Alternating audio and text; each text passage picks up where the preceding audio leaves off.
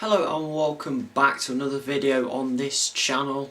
It's been a couple of days, so let's get started. First of all, police in London and High Wycombe have arrested 4 men due to a threat of a link with an Islamist terror plot.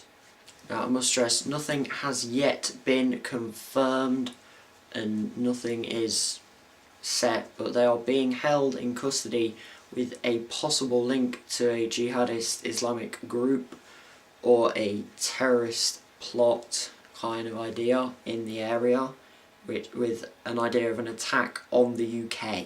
It's understood that general investigations into terrorism plots have increased hugely since the very quick rise of the ISIS terrorist group, which has caused obviously a lot of problems and a lot of horrific videos.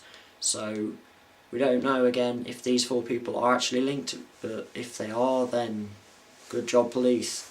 Next, more Ebola scares in a bit of a weird situation, as 19 West African people ended up on the shores of a nudist beach in Gran Canaria.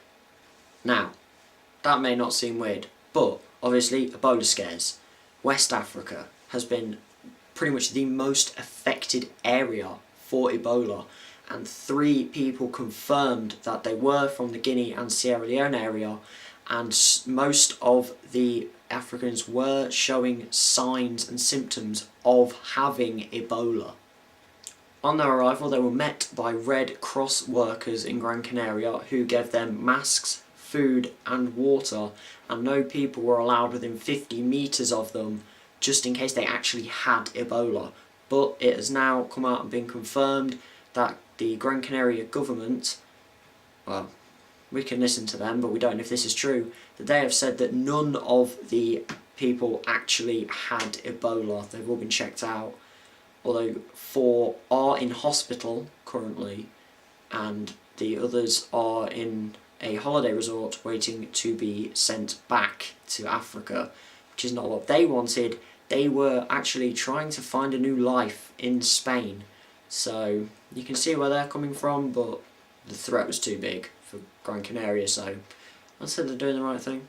Finally, the Weeping Window, which you may not have heard of, but you'll probably know once I say it, the poppy display at the Tower of London that flows out of the main window, down the building and down the main causeway which visitors walk up, is going to be staying at the Tower of London for an extra 3 weeks. Now, normally this display is just in for Remembrance Day and Remembrance Sunday and that short time, and then it's taken away again. But this time they're going to be making a permanent display at the Imperial War Museum. So whilst they are building that, they will keep the display at the Tower of London, which surprisingly Prime Minister David Cameron has actually asked for. So he's doing something, finally. If you're watching this, David Cameron, which I highly doubt, I didn't mean it. The 2-piece display won't just be going from the Tower of London to the Imperial War Museum, however, it will also be taken around different towns and cities all across the UK so that more people get to see it who may have not seen it, which is always a nice thing. And of course, the Remembrance Day is to remember the soldiers and people that have died in the last sort of primarily 100 years in battles.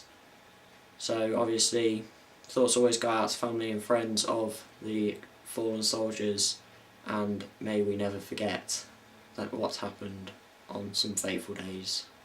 War is just not right.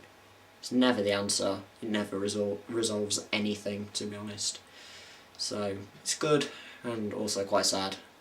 So this is the end of another video. Again, hit that like button if you enjoyed this episode. You may not have enjoyed it, but if you like what I'm doing.